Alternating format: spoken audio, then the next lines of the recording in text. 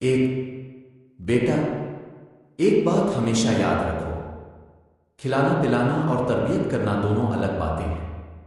جانور بھی کھا پی کر بڑے ہو جاتے ہیں، مگر انسان تب بنتا ہے جب اس کے اندر صبر، برداشت اور اخلاق کی تربیت ڈالی جائے۔ اصل فرق یہیں سے شروع ہوتا ہے۔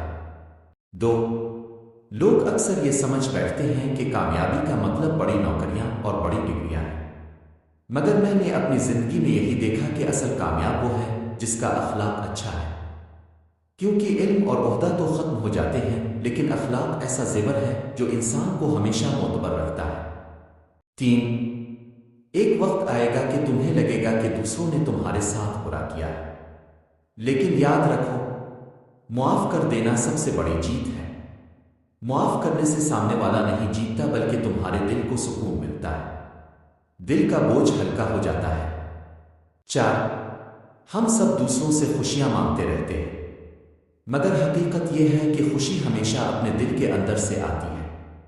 اگر تم شکر کرنا سیکھ لو اور اللہ پر بھروسہ رکھو تو تمہیں کبھی کمی محسوس نہیں ہوگی۔ یاد رکھو، دوسروں کو بدلنے کی کوشش میں اپنا وقت ضائع مت کرو۔ اصل بہادری یہ ہے کہ انسان اپنی عادات اور اپنی سوچ کو بدل لے۔ جب تم اپنے رویے کو بدلتے ہو تو دنیا خود بخود بدلتی دکھائی دیتی ہے۔ مشکل وقت ہی وہ وقت ہوتا ہے جب پتہ چلتا ہے کہ انسان حقیقت میں کیا ہے۔ جب حالات خلاف ہوں اور پھر بھی بندہ صبر اور شکر کرے تو سمجھ لو کہ اس نے اصل کامیابی حاصل کر لی۔ میں نے ہمیشہ یہی دیکھا ہے کہ بڑا وہی ہے جو اپنے سے چھوٹوں کو عزت دے اور بڑوں کا احترام کرے۔ جو دوسروں کو نیچا دکھا کر خود کو بڑا سمجھے وہ حقیقت میں چھوٹا ہی ہوتا ہے۔ زندگی کا سکون دولت، شہرت اور عہدے میں نہیں ہے، اصل سکون تو اس میں ہے کہ تم کسی کے دل سے دعا لے لو، وہ دعا سب کچھ بدل دیتی ہے۔ یاد رکھو، علم وہی کارآمد ہے جو انسان کے اندر عاجزی پیدا کرے۔ اگر علم کے ساتھ تکبر آ جائے تو وہ علم نہیں بلکہ بوجھ بن جاتا ہے۔